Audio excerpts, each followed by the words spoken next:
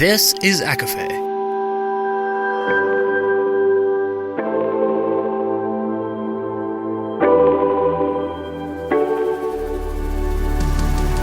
Laura Marie and Jessica Marie proudly present a collection of fandoms and exploration, a podcast. Fair warning, everything the hosts say is explicit, full of spoilers and adult content, and shall not be used against them. They have opinions. Let's try not to drag anyone for expressing themselves and just have fun for an hour. We all deserve it. This episode contains spoilers from Animal Farm and 1984. For full list, please see show notes.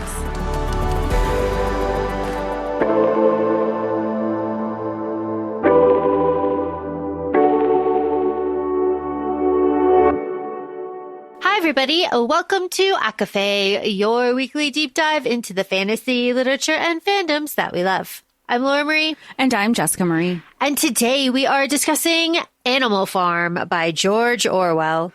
Which is a dystopian Orwellian storytelling that doesn't really feel dystopian anymore. It just feels very present. It feels very past, too, because it is an allegory over the Russian Revolution. Since this was published in 1946. This book. So Jessica Marie and I were talking before we started recording, and I have gone through this book, I think 3 or 4 times, throughout my life, twice that don't count for that, for this recording. And I have the same icky feeling every time I read it. It's so icky.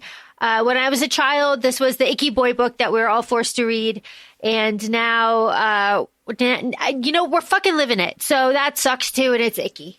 Yeah, I mean, I've read this book. It was not in school. I think it was just another one of those. They just assumed I had read it already just because of the classes that I was in. But I do think also I have this loose memory that it might have been assigned as one of the summer readings. We had a list of them. And I was I just kind of glanced over that and I picked the unabridged version of The Adventures of Huckleberry Finn by Mark Twain. And I picked it because that was just something that I was familiar with the title. And I think it sounded really pretentious for me to be oh, I've read Mark Twain. Lesson learned, because that was a struggle to get through. But we're both on record saying how difficult that book and Mark Twain as an author is to read because of the colloquialism in his writing. So yeah, but I go back to when we discussed about the 1984 episode that we chatted about earlier this year, and this episode's in 2026, that I don't think I would have appreciated it. I don't, I mean Animal Farm. If I read this younger, I think I just would have read it, got it, completed the assignment, and on to the next. So that is something that I'm learning about myself, that I'm very quickly becoming a person who loves George Orwell. However, it is very sad. It's very icky. I mean, obviously spoilers for this book, but it doesn't have a happy ending. Just like 1984 does not, because it is very much real life. There's nothing theoretical about this. This gives me the same feeling. I've said this before, so I'm sorry. I'm repeating myself. Oh, well. This gives me the same feeling, the same icky dread feeling as the TV show Chernobyl does. I have only been able to watch a few episodes of that, and it is just horrible, the feeling of dread that I have. It far surpasses the terror, which gave me a little bit of that feeling, but nowhere near as much. The resolution of the villains are in power, man, and you're sitting there looking at each other damn, how did we get here? That's crazy. That's crazy shit. I was just thinking about this, Jessica Marie. You and I, are of a generation where the things that they showed us in school were wildly out of pocket. At least for me, thinking back, I had to read Pillars of the Earth. That was crazy. That was a crazy book to read when I was in high school. Pillars of the Earth. But specifically, in the context of Animal Farm, I had to watch the movie Animal Farm, which came out in the 50s, which has a different ending. But we also had to watch like Watership Down, which is the one with the rabbits. And these are traumatizing things. These are traumatizing things. So I also feel like, because we also grew up with, I mean, spoiler for your education, I guess, but, you grew up with a spiral curriculum for most cases. So everything, was like repeated. And we were kind of like the last people that had a spiral curriculum like that. So we had everything kind of reinforced. So that's why I was able to go through school and do this like 3-4 times. Because do they not teach like that anymore? No, because there was no child left behind. Oh. So, should have left them behind for the most part. But honestly, I mean, that's how you learn. I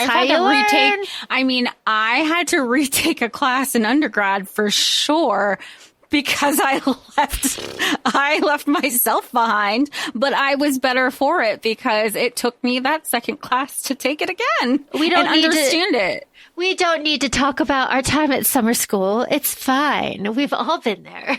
We've all had to take chemistry twice. We've all had to do that. It's fine. It's totally fine. But what I didn't have to take was English, and I didn't have to take literature in summer school. I had to take science and math. Hey, you know what? That's me. But, Animal Farm, Jess, I did not appreciate it as a child because, like, why would you? Why would you? But because it was repeated to me over and over and over again, every time it came up, I remember I have the like visceral, like gut reaction feeling to it, right? Because I saw it when I was young and you see it again and again and again. So now I associate it with that feeling. So now every time I look at it, I'm just like, ah, pigs. Because it was so repetitive in your education. Do you feel like I mean, obviously with different grades, you're able to kind of comprehend and have like different conversations. But like when you're young and you're reading this in like the earlier grades, what are you supposed to take away from it? I say this because I'm trying to think of myself in like 3rd, 4th, 5th, 6th grade.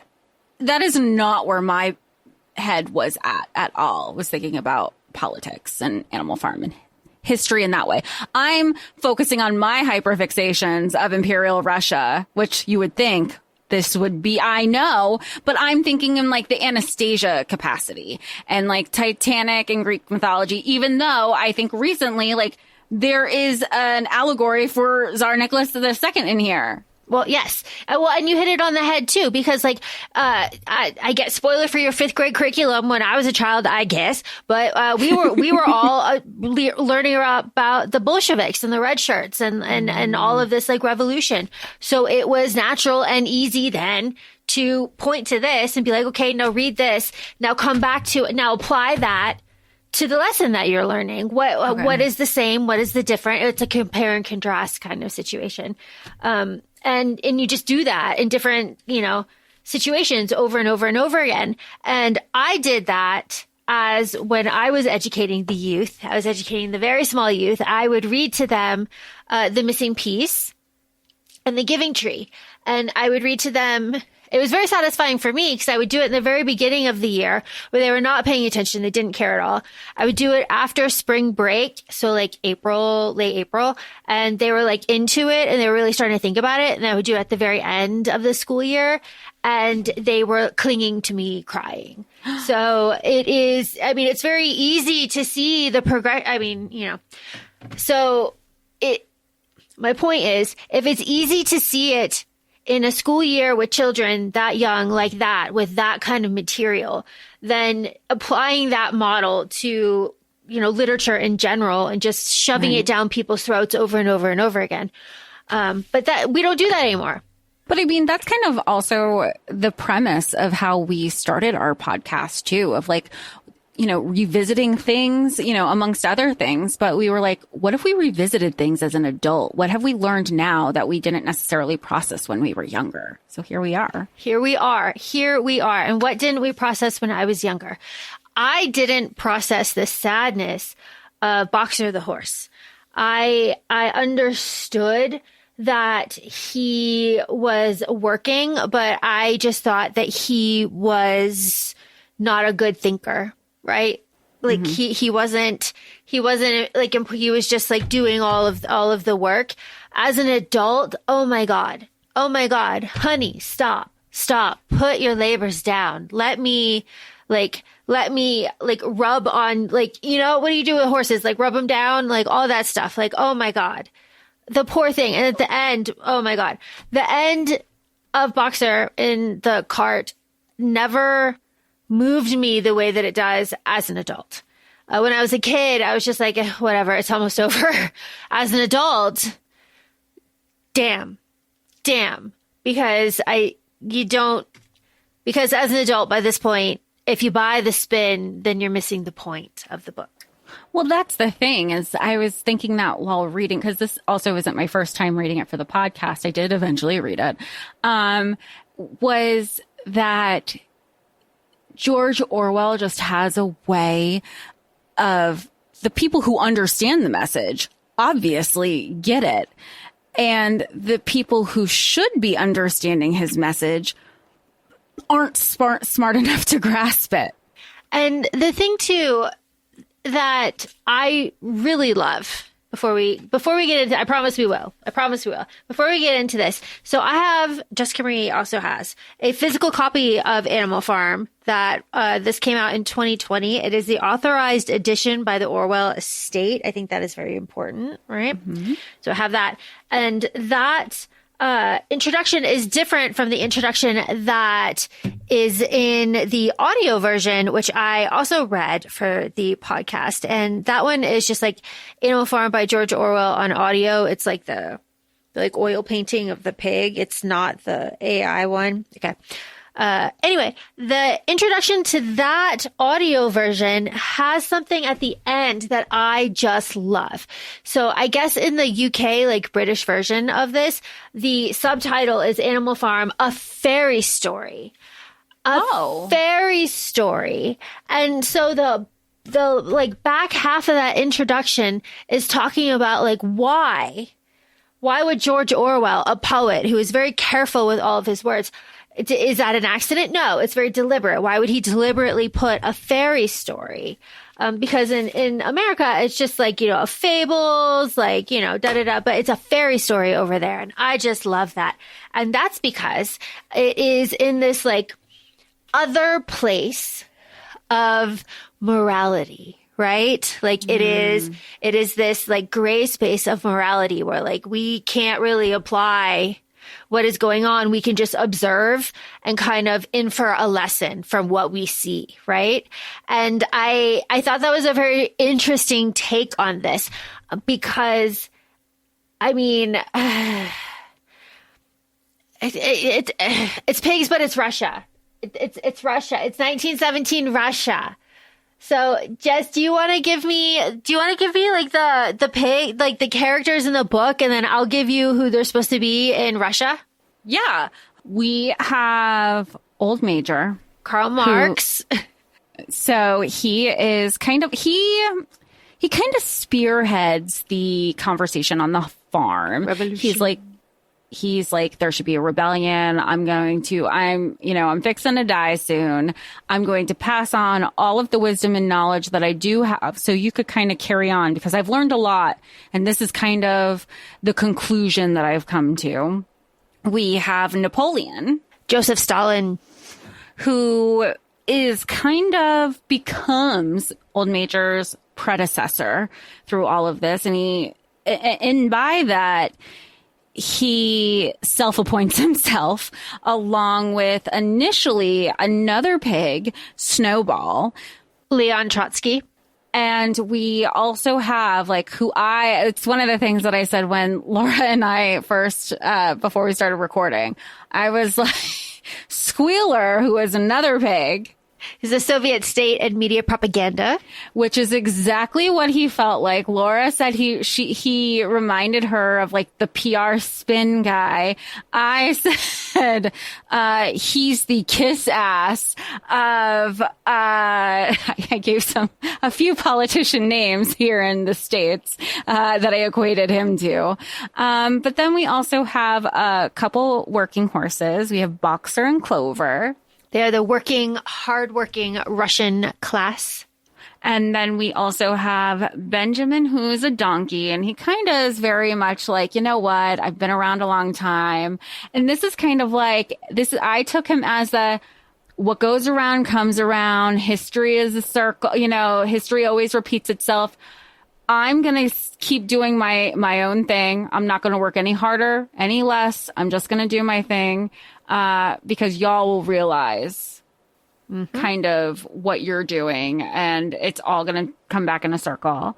You have Molly, who is also a horse. Molly got out honestly, Molly got out at the right time. Molly was like, is there going to be sugar? Is there going to be ribbons? No? Okay. They call her like, quote unquote, a vain horse. I think she was looking out for number one. I mean, all she did was exactly what the pigs did, just for herself.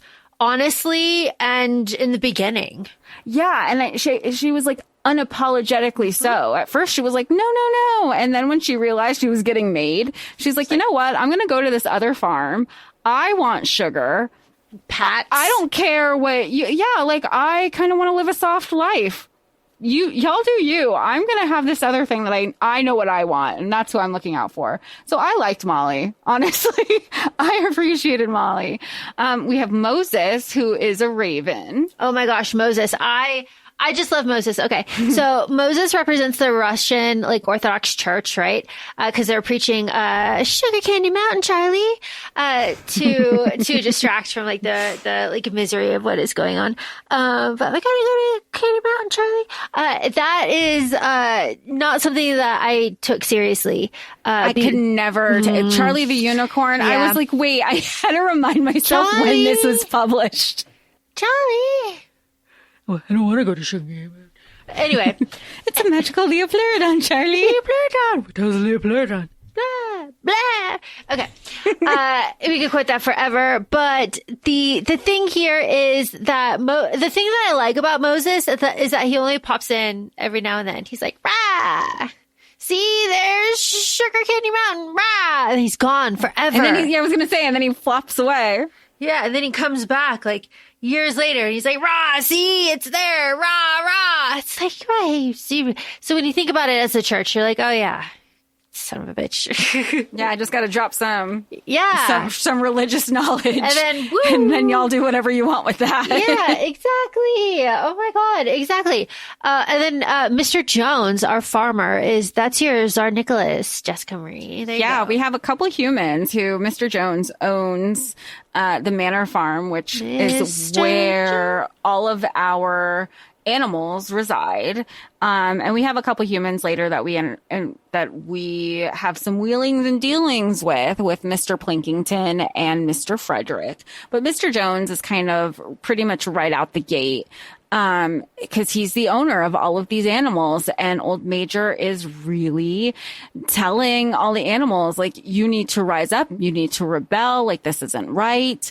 And also Mr. Jones winds up being a bad owner. He, fell on some hard times. He does lean into alcohol, and then he forgets taking care of the animals. And that's where the animals find their opportunity to say, we're not getting taken care of. We're going to rise up now. And not even rise up. They broke into the barn so they can eat. Yeah, they broke into the barn so that they can eat, and then Mr. Jones and his men come out, and they're like, rah, rah, rah, and the animals are like, rah, rah, rah, rah, and they chase them out. And they also, Mrs. Jones is like, oh, okay, bye. Yeah, she was waiting so long to just pack her bags and leave. Bye, you deal with all this crazy shit. I'm not going to deal with it. Really, really fantastic stuff happens so quickly. So Old Major, his speech, of course, think of who this is like based. His speech is like so rousing. It's like, and all of your milk, like where does it go? And all of your eggs and all, wouldn't it be so nice if we didn't have like man is the enemy. I was just like, yes, man is I guess me, but like man though is the enemy. Yes. You know who I thought of in Shadowhunter spoilers as I was thinking of Morgenstern. Don't let him talk. Don't let him talk. Because you're there, you're like, he has a point. And there is even a line between the two of the lead pigs, Napoleon and Snowball, where all the animals were like going back and forth between Napoleon and Snowball. And they're like, the animals they're on whoever side is talking in that moment. Yes. Yes. And the thing about this too is like, they categorize Molly as like dumb and vain, but like they do categorize the animals. I mean, they sort them by like class or like they sort them by intelligence, like over and over and over again, just like from the beginning. And they self-appoint themselves like, well, we're pigs and we're the smartest, so we're going to take lead. And then, but again, like they're just very condescending. They do it like it is a classism through intelligence because Molly, she knows how to read, but she only wants to read the 6 letters of her name. And then they mock that everybody doesn't know, or like some of the sheep will, or like not even the sheep, but some of the animals will understand the concepts, but not, but aren't literate. So they're like, so we're just going to move forward and we'll take the lead. We know what's best for you. All right. So obviously, this story is like, we're talking about Russia, but like here we're talking about pigs. We're talking about the evilness of pigs. I mean, come on. So what ends up happening? Old Major preaches revolution, preaches the destruction of man and the destruction of humanity and animals for all. He teaches them the song, right? And they're singing the song over and over and over again. And then he ends up dying. And the revolution happens. They drive out Mr. Jones and all of his people. They have a celebration and they start like doing things, like appointing things. They're like, we shouldn't do this. We shouldn't do this. No clothes, no beds, no alcohol, none of these things. Class orders, awards, they're just like throwing out their civil, like I say throwing out, but they are creating the opposite of that. Their civilization, like immediately after their victory, they're like this, and this. They're like, yes, we should do this. We should do this. We should do this. But of course, they're animals. So at this point, like nothing is written down. And Snowball, what I find very interesting here is like, Napoleon is the one that is doling out rewards. He's the one that does like the increased rations. He does these things. Snowball is the one on the battlefield. Snowball is the one doing the rallying cry. Snowball is the one coming up with the ideas and really being in the thick of it, while Napoleon is like whispering in the back corners, right? Yeah, and Napoleon's just the figurehead, where Snowball is doing like he is boots on the ground. Yes. He is with the people, animals, for like understanding where they're coming from and where the struggles might be as well. So if we look at this as like the evolution of the pigs, right? So like immediately after they expel Jones from the farm, the animals all go into the farmhouse and they look around and they're like disgusted by like the luxury. And they say like, this needs to be a museum. We can't ever touch it. No animal should ever like live in a house, like all of this stuff. And then and like animals don't live forever, right? But like some animals live longer than others. So if you recognize that this story takes place over the course of years, by the end of it, there are only a few people that remember this revolution that happened in the very beginning, right? So it's after this revolution happens that the pigs come out and the pigs are like, hey, BT Dubs, in preps for this, we just taught ourselves somehow to read. And now we can read. And since we can read, we can manage the farm. And we can do that by being overseers, which as soon as the pigs were like, I'm not going to work, I'm just going to be like, yes, comrade. I was like, oh, they're going to be evil. Oh, yeah, 100%. I mean, I think I picked it up right away. Granted, I read it in my grand old age. So I don't know if that's something you pick up as a kid. as a kid, I don't know. There's like this slow creeping sinister feeling. I was thinking that. Like, I was like, something is not great. You're just like you're waiting for the other shoe to drop. You're like, I don't know what it is, but something doesn't feel right. But it doesn't drop for a while, right? Because like they do the harvest, and the harvest is really good, and it's going well for a while. Like, people are like, they're trying to make barters with other farms, and people are like, you're the first animal run farm. I don't trust you. And then when they're succeeding, other farms are like, oh, well, maybe it's not that bad of an idea. They've crossed out Manor Farm, and they've written Animal Farm on the sign. And then they've written, it's, Snowball is the one that gets up there and writes the commandments. He's the one that writes the 7 commandments of animalism. It is Napoleon and Squealer. Fucking Squealer. And Snowball that come up with animalism, that codify animalism and put it all out there for everybody, and that kind of distill it into 4 legs good, 2 legs bad, that the sheep keep doing over and over and over again. The sheep being Napoleon's agents of distraction, propaganda. So it's like, it's hard because the animals themselves, like the chickens don't want to give up their eggs, and they get really upset about that, and like, you don't want Boxer to work himself to death. Spoiler, he does. Like, you don't want Napoleon to take all of the puppies and re-educate them, but he does. It's just I think that's the thing. Pieces. Yeah, exactly. And I just remember thinking, like, again, like rereading this, I'm just like so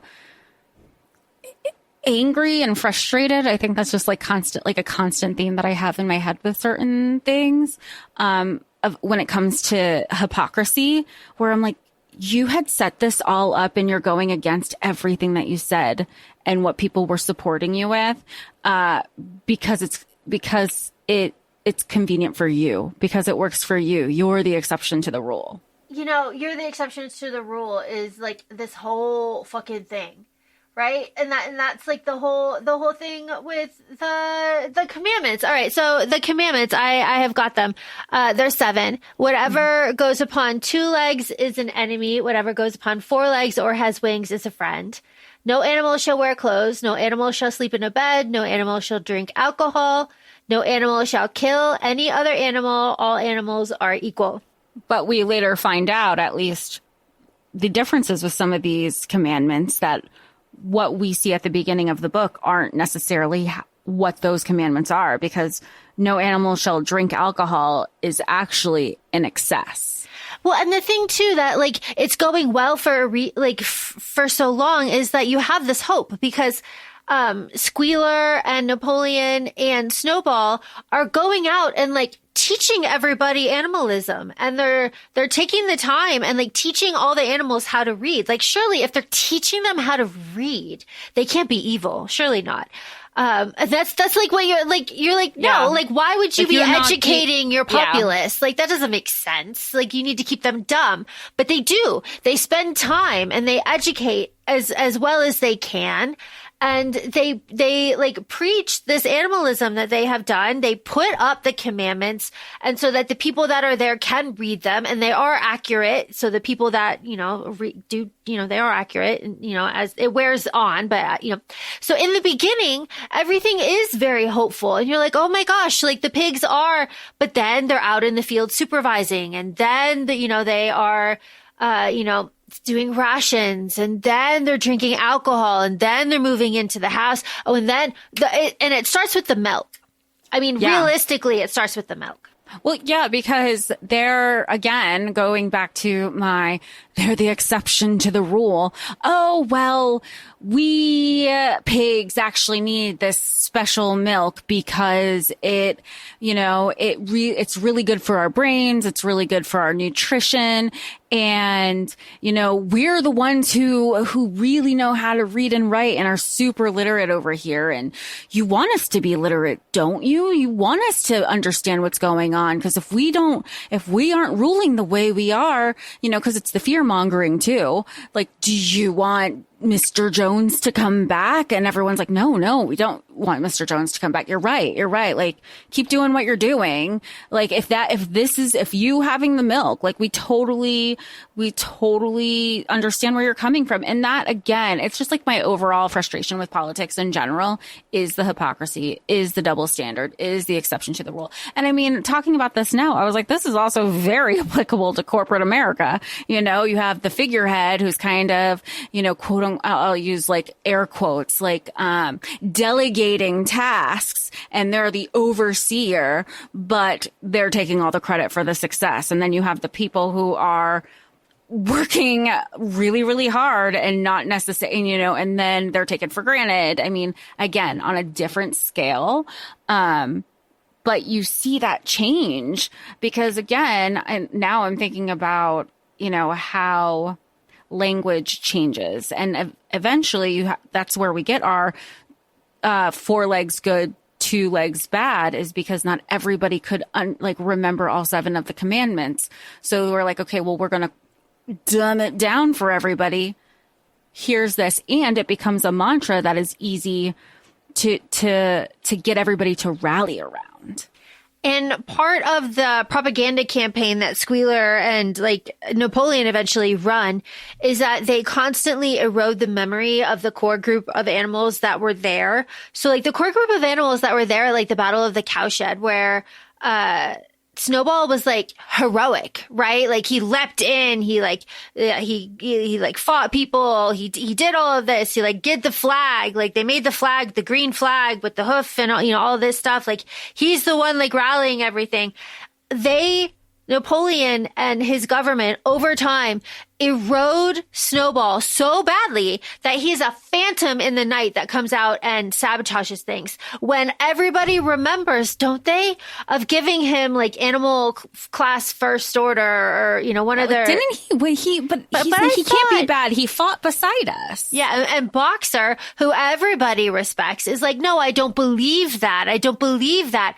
And then they say, but Napoleon said it. He goes, oh, Napoleon is only right. I mean, that it's just, it's so frustrating. It's frustrating to read over and over and over again. It's frustrating that knowing that I personally had to do this so many times in school, that it didn't fucking stick with people, and that we're in the situation that we're in. Like, It just like, are you shitting me? Like we were all forced to do this over and over and over again.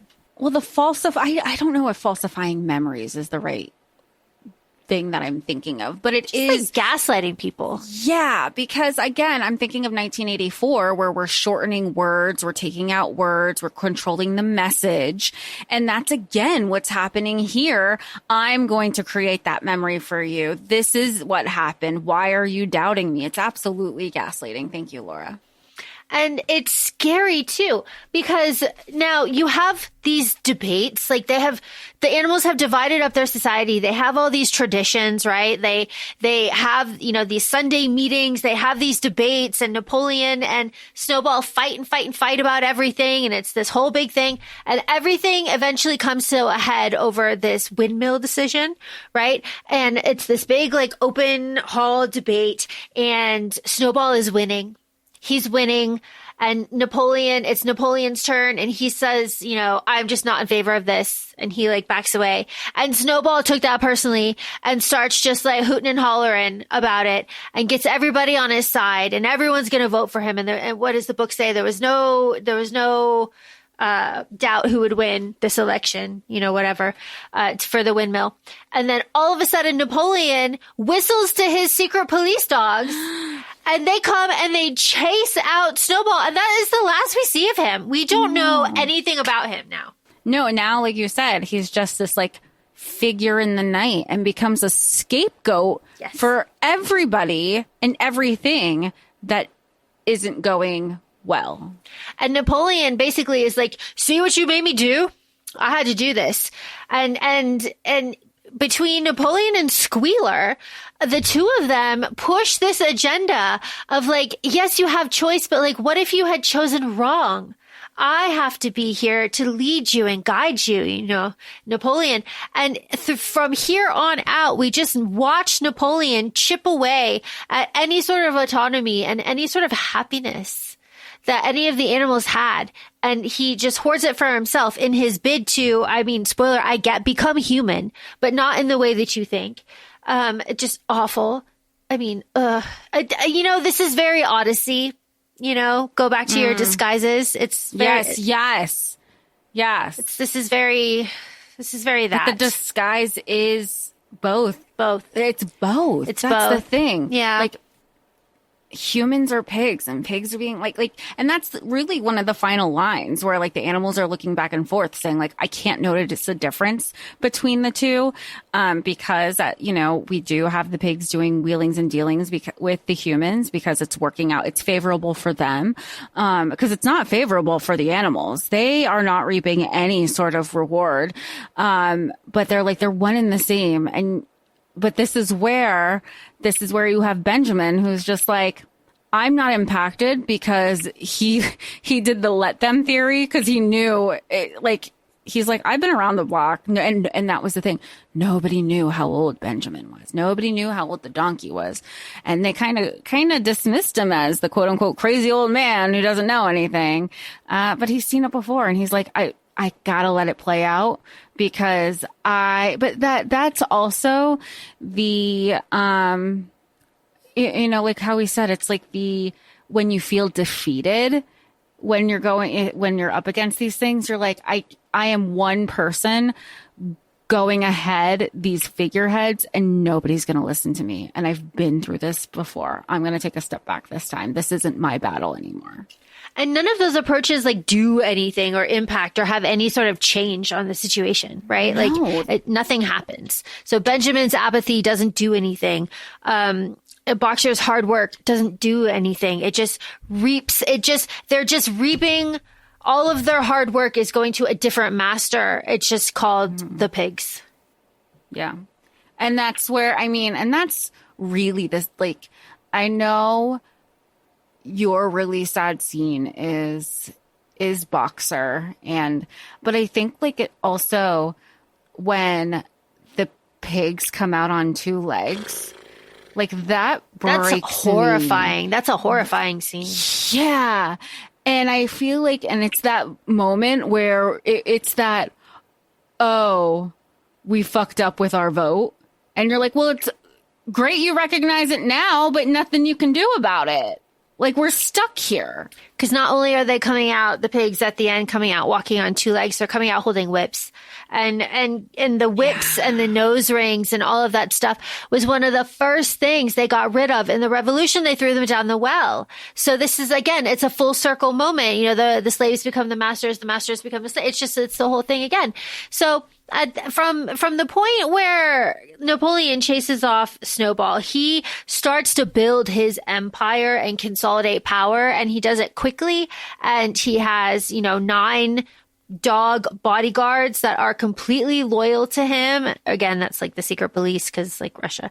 But he uses them and through the rest of the book, he breaks all of the commandments and he has Squealer go out in the middle of the night and paint, and also this, and also this, and also this, and also this at the end of all of the commandments. So they're not technically breaking them, what is it? It's first it's the milk and then it's the house and the apples. Because they go in the house, but then it was only for them because when somebody else was on or had the sheets, they were like, don't be on the sheets. And that's one of the commandments. And I found myself going back and forth between the book because I have the physical copy also, and I did it through audio. I was like, wait, was it? And it goes, no animal shall sleep in a bed. So I was like, honestly, fair loophole. Sheets aren't a bed, but yeah, it's just. But Jess, you bring up the genius of the writing, because when you're reading this the first time through, by the time you get to that, you're like, wait, what was it? And and you flip it, you're like, okay. Then you go back, you're like, oh, you assholes. Right. But you are trying to be the gaslighting is trying to be done to you as well as the reader, right? Because they are trying to get you on their side as well. Right? Yeah, Squealer's talking to you.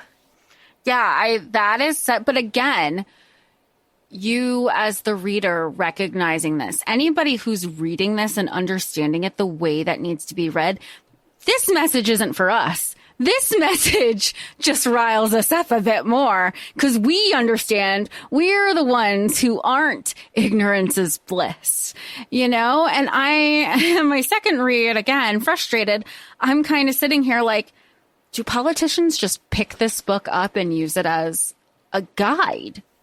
You know, and that was the fear, right? That was the fear with 1984. That was the fear with all of this.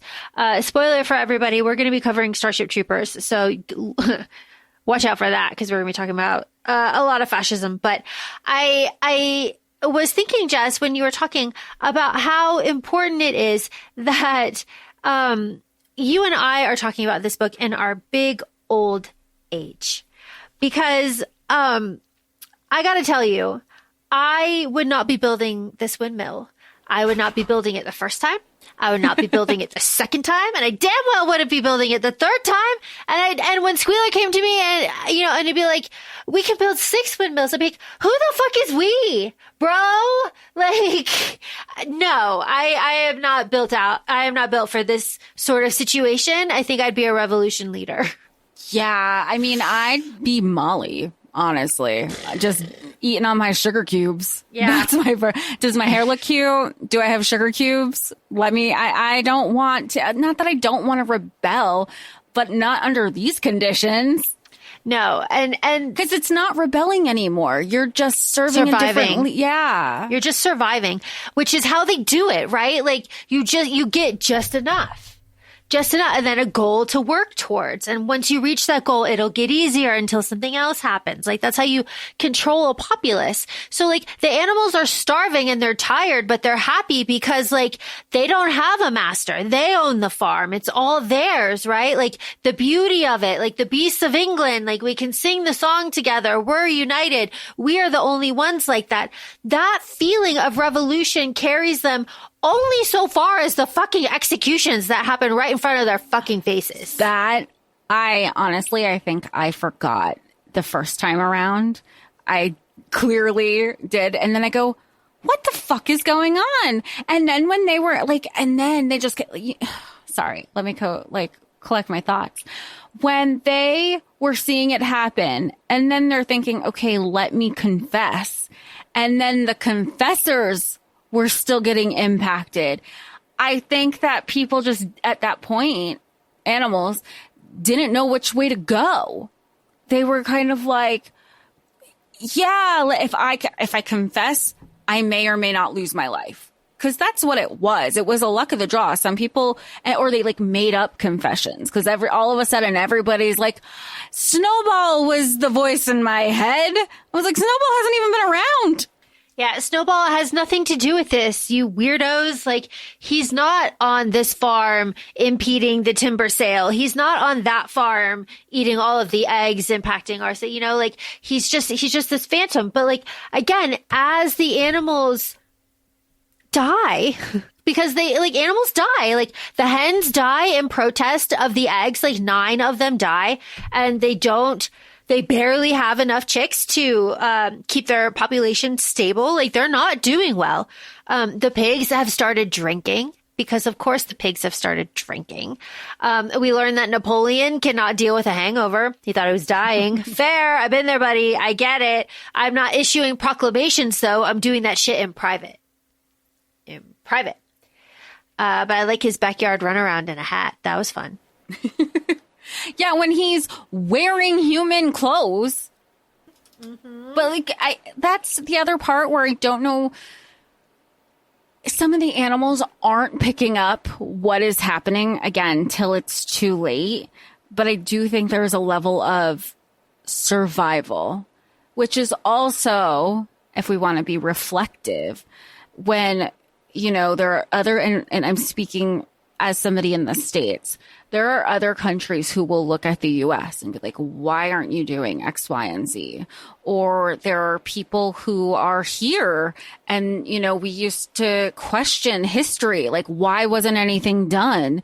And now you're living those moments, you know, when history repeats itself, you're like, oh, maybe people were doing things and it just wasn't loud enough, or maybe or you felt helpless, or you're trying to survive, or there's so many different reasons. And I don't want to say that they're excuses, but Laura, you and I have had this conversation in other capacities as well, is you don't know what your survival mode, or how you can think you know how you're going to act until you're actually in that situation. Yeah, because it's really easy to be like, oh my God, he's killing all of these animals. Why aren't they doing anything? They're going willingly. Like, are they being like forced to confess? Probably some of them absolutely are. Some of them are probably wrapped up in the fever. Some of them probably want to die. And some of them are probably crazy. Like, there's a whole thing, but a lot of them die. And it is a scary scene that's painted. Like, all of these corpses, all of this blood, Napoleon is standing there. He's got all his medals on. They're in the thing. Like, it's really scary. And they go into like this shock, and the rest of the animals kind of feel like this is not what we wanted. But like, I mean, you gotta fucking deal with it, man. It is, it's like, what is it? Like boiling a lobster. You gotta do it slowly. Just turn it up a little bit at a time, man. Like, that is what is happening on this farm. And it's easy from an outside perspective to scream at them and be like, rise up and do something. But when you're in that same situation, it's not easy. It is hard to let go of the self and focus on the greater. Because when Boxer does that, he dies. And like, that's not, I don't want that. Yeah, it's just self-preservation. It's like, damn, because it is Boxer's like mantra, right? He's like, I will work harder. It's this thing. Hello, I see you. It's this thing that like keeps him kind of like going. And then the other thing that keeps him safe is that, Napoleon is always right. So even though, cause the dogs do try to attack, Boxer, and Boxer's like, pop, pop, yeah, pop, pop with his hoof, and doesn't let the dogs, and the dogs are, and they kind of slink off in the very beginning. But, Boxer is intelligent enough and respected enough that even though he dissents when the pushback from Squealer is there, Boxer goes, oh, okay. All right. Yeah, you're right. Even though he knows. He knows. But he just wants to get to retirement. And I think he's representing like a huge section of the population, right? Like, just get through it. Just get to retirement and it'll be okay. Maybe I can retire with my buddy. Maybe. That's a huge representation. Well, I think that, and again, with the history repeating itself, it doesn't change. And how applicable this is, because I feel like whatever, like, there are certain situations you can find yourself in. Again, I'm going to, like, even at the simplest level, like in a workplace situation, I think it's generational, because you have, boomer generation, just keep your head down, just collect the paycheck. And you're like, yeah, but I did that and that didn't work. And then I was vocal and that didn't work. So there is finding that, I don't want to say balance, but at what point do you do something and are an active participant in that part of your life? Well, it doesn't happen here, because no. it does not, because even though the windmill is like this like goal, and even though it's, destruction, it was the storms brought it down, and then the humans came and blew it up. It is just this like beacon of hard work. And then it is, not built by the time Boxer dies, and it's carted off to like the glue factory, which it says on the side of the cart. And poor Benjamin has to be like, you fucking idiots, can't you read the side of the cart? It says like glue factory, and Squealer has to come out and be like, nah, dude, it was the vet. He just didn't paint over it. Isn't that crazy? I hate Squealer. Squealer might, but like, I was going to say, he might be my least favorite character. Well, I remember by this point, he's like, they're all fat, right? The animals are starving. They're on like rations. They work 7 days a week. Yeah. And the pigs have their own brewery and milk and apples and barley, and they are just fat as can be, 3, 4, 5 chins. Squealer can't see out of his eyes. There's so much fat. Even when they get to their 2 legs, they're ready to topple over because they can't bear the weight distribution. Yep, they cannot bear the weight. And, through all of this, Napoleon has been chipping away at all of the commandments. Squealer has added on to all of the commandments, but in front of all the animals' faces, he has hired a solicitor. And that solicitor is, working deals between the 2 neighboring farms. And through that, there's like a lot of drama, right? Like there's a lot of scapegoating. But in one specific instance with the timber, Napoleon is paid in counterfeit money. And that was just like delicious though, because he makes everybody come in the barn and like look at it and like parade around him. He's so proud of himself because he didn't want to accept a check. And then the solicitor comes running in and saying that it's fake. And it's this like big explosion and Napoleon is so mad. I was just like, fuck you stupid ass pig. It's hilarious, but I also understand where Napoleon was like, I'm not going to wait for a check. Yeah. That check might not clear. I want cash. So like that part, I was like, okay, fair. I got you there. You got me there. I will side with you on that one. I also want to know where these guys are getting like all this counterfeit money in rural England, but neither here nor there. Neither here nor there. Yeah, I'm understanding it was like initially supposed to be a barter exchange. Yeah, whatever. But what do I know? Yeah, what do we know? So that has been going on. And through the solicitor, Napoleon has been trying to hype up, I guess, Animal Farm in the public image. You'd be like, no, we're not starving. Pump up all of the barrels with sand and put the rest of the food on top and like have the sheep come by and like say we have all these rations, like, really make it so that it seems like we're really prosperous because everybody's jealous of us and, all of this stuff. And these poor animals are just worked to the bone. So by the end of the book, when the pigs invite all of the other farmers, the 12 farmers, into the farm to observe, right? And they're at the dinner, and this is the very end of the book. They're at the dinner, and the pigs have been walking on 2 feet. The pigs have whips now. The pigs are very clearly masters. The pigs and the farmers are sitting side by side at the table, plates, drinking, giving toasts. And all of the other animals starving are looking out or looking in through the windows. I mean, the visual is stunning, right? Like horrific. It's just, I was going to say it's sad. Yeah. It's sad. And I think, and have you read any other George Orwell books? Are they all like this? More or less. Okay. More or less. They're just this like feeling like, I mean, he was looking back on it now, like such a prophet in a way, right? Yeah. How could you predict stuff like this? But it's just history, and history goes around and around and around again. And he tells it in such a way, because here's the thing. He also tells it in a way that I don't want to say it's entertainment, but I think this is also an ongoing theme regarding fantasy and sci-fi is the messages that he writes about and that are important for people to listen to. Sometimes explaining those messages in a fantasy or sci-fi capacity is more digestible than here's some news.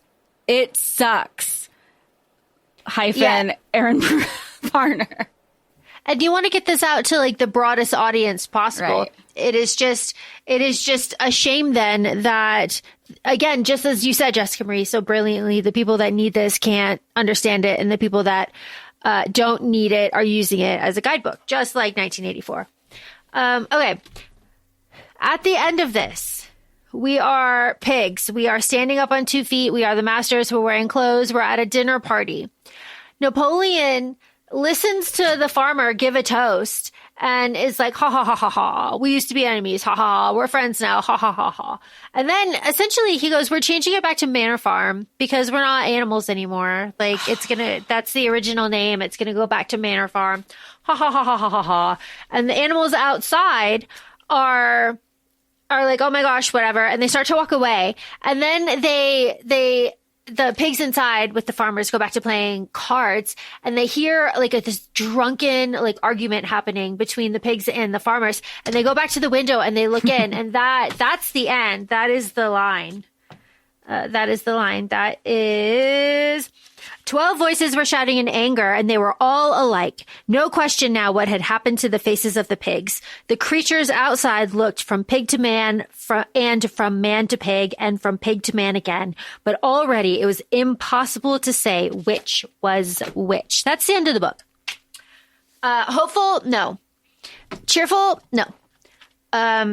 Necessary? Yes. Yeah. Inspiring? No. Necessary? Yes. Absolutely necessary. Necessary on so many levels. Necessary just for like reading comprehension. Necessary for like learning all of the plot setting, like learning how to write, learning how to communicate, learning like allegory, learning how like all of this is, like this is all like literary critique being, satire, like is a lot, but also like hearing you talk about education and how it's applicable and having it shared with you throughout the course of your pivotal years. It's also really refreshing using it as a source from, I don't want to say infancy, but like early grade school, where you could be like, identify the characters, identify who are the main characters, like such basic skills. You don't even have to understand the message yet, or the compare and contrast of, because you even said you watched the movie, and even recently they released an animated film, which I thought was AI. And it very much was, and I honestly, like, full disclosure, I have not watched it. I did not do my research into it. I have not wanted to watch the animated version that came out in the year of 2026, because the text to me is what is important. I cannot imagine how they quote unquote Hollywoodified this animated version, because the poster looks like one of the many animated farm movies that came out when we were growing up or something. That was kind of in my head. I go, this isn't I've read the book. I don't think we need a kids animated movie about this. Yeah. And then, everyone would say like accessibility, like, expose them when they're young, expose them to the good stuff. I just can't see that as being any sort of something that a kid would retain a message from. Yeah. And that, and I'm not going to have the conversation about animation now for kids and how it's too busy and how it just like, I'm not going to go into that. I'm not going to go into that. Old school animation is better, for attention spans. Now, I do appreciate on one hand the accessibility. I do not appreciate on the other hand the absolute just crapshoot shit show that it looks like. That being said, again, I don't know how you mass market that to kids. It wasn't. As somebody who does handle some family friendly projects and that are targeted towards kids, I don't think anything broke through the media regarding that film. I was only aware of it because you had sent me a thread or something.